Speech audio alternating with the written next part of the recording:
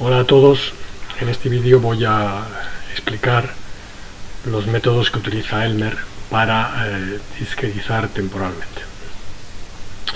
Bien, volvemos al problema de la ecuación de calor, en el que estamos considerando todos los términos: el término de difusión, el término de convección y el término evolutivo.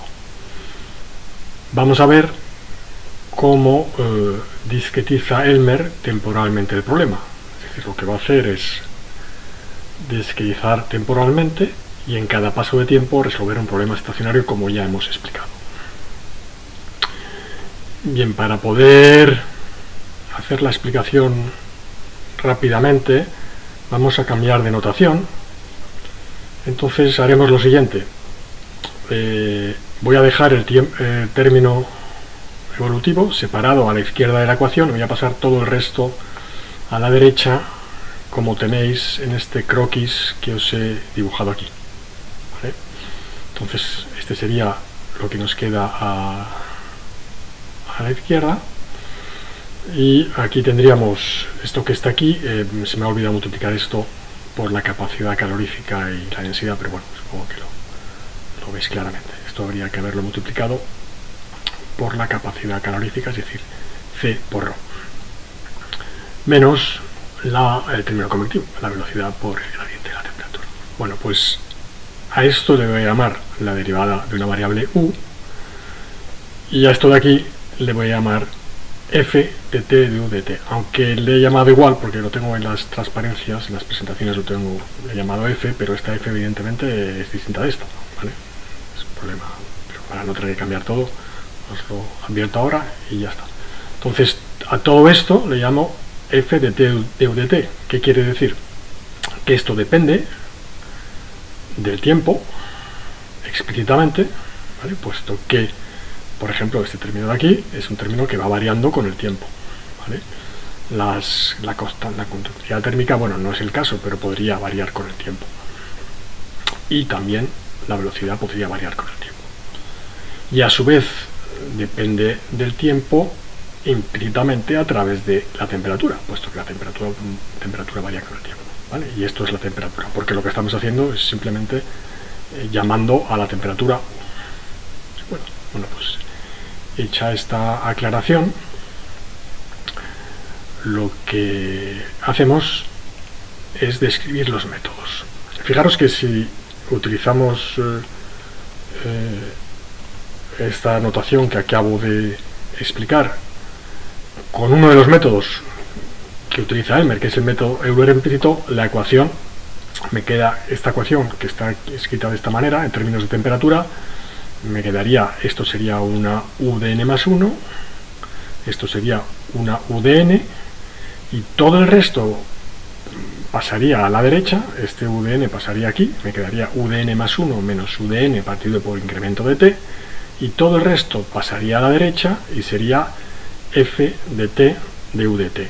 Es decir, me quedaría un esquema numérico en tiempo que sería, repito, u de n más 1, el tiempo en el instante n más 1, menos u de n, la temperatura en el instante n más 1, menos u de n, la temperatura en el instante n partido por incremento de t, es igual a f de t u de t.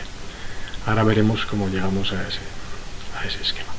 Bien, entonces, además de este método, ¿qué otros métodos tiene Elmer para realizar esta discretización temporal?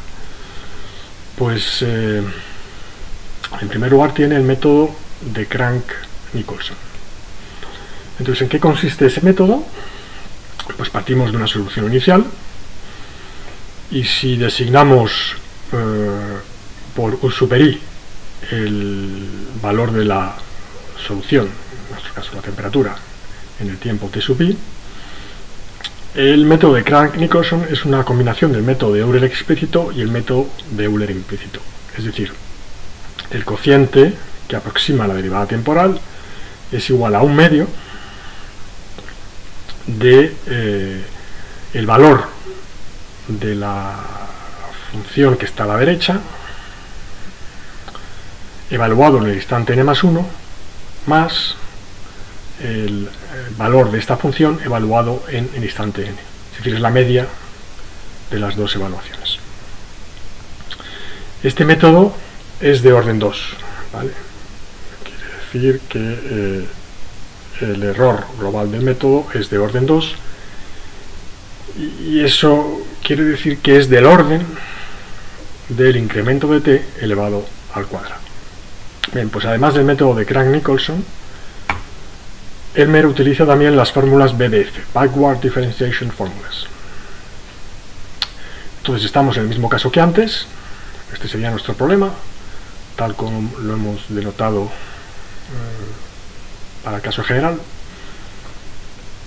Partimos de nuestra solución inicial y lo que pretendemos es encontrar la solución en el instante n más 1 en función de los valores de la solución en los instantes u sub n menos 1 hasta u super n menos r más 1. Entonces, en este caso, esto será un método BDF de orden R, puesto que estoy utilizando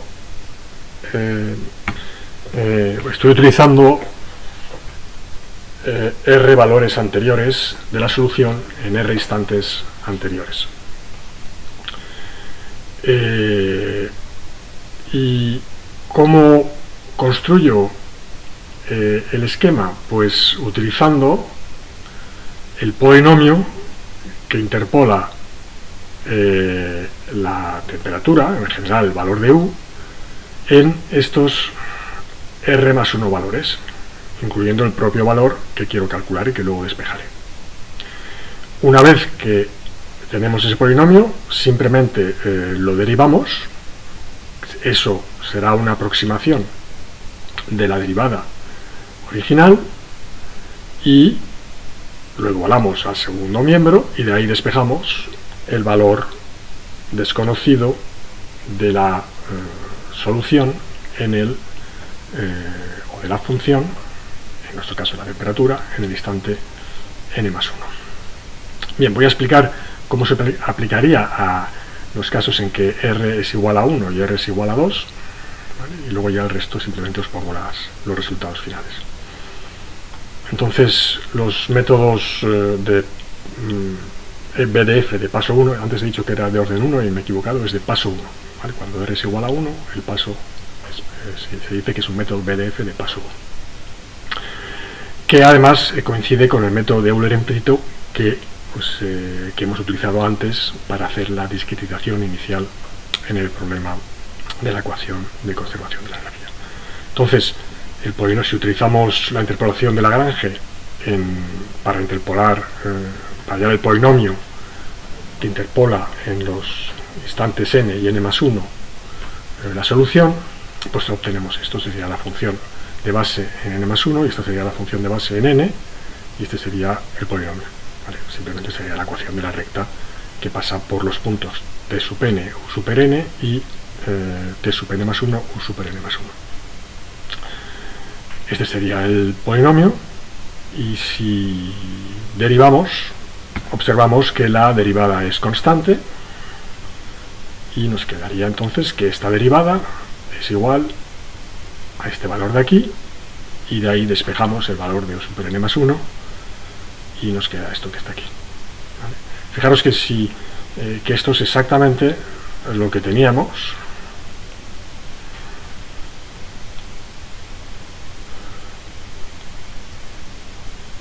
aquí, ¿vale? Esto es exactamente lo que os he descrito antes, reemplazando la t por la u y llamando a f a todo el resto como os he puesto en el croquis anterior.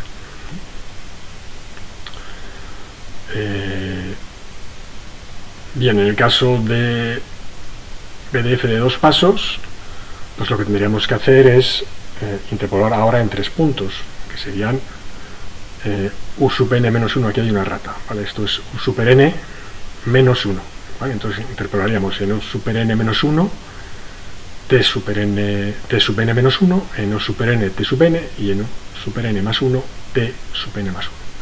Interpolamos en esos 3 puntos haciendo la interpolación de Lagrange y tenemos aquí el polinomio, que es un polinomio de segundo grado. Lo derivamos que obtenemos una función lineal en t. Reemplazamos aquí el valor, tomamos el valor de este polinomio en n más 1, y ese será el valor que me sirve para aproximar la derivada de la solución. ¿Vale? Y la derivada de la solución es ese término, el término que aparecía, es decir, esto me sirve para aproximar el valor de la derivada de la función u en el instante n más 1, que lo igualo a lo que valía u de t n más 1, y de ahí despejo n más 1. Aquí vuelve a haber una errata, puesto que esto sería u super n más 1. ¿De acuerdo? Despejamos y nos queda esto. Entonces ahora tendría simplemente que reemplazar esto por la temperatura en el instante n más 1, esto la temperatura en el instante n, y esto la temperatura en el instante n menos 1. Y esto sería todo el resto de la ecuación, que la resuelvo ya estacionariamente con la formulación marginal exactamente igual que antes, porque esto no ha variado, esto sigue siendo exactamente igual que antes.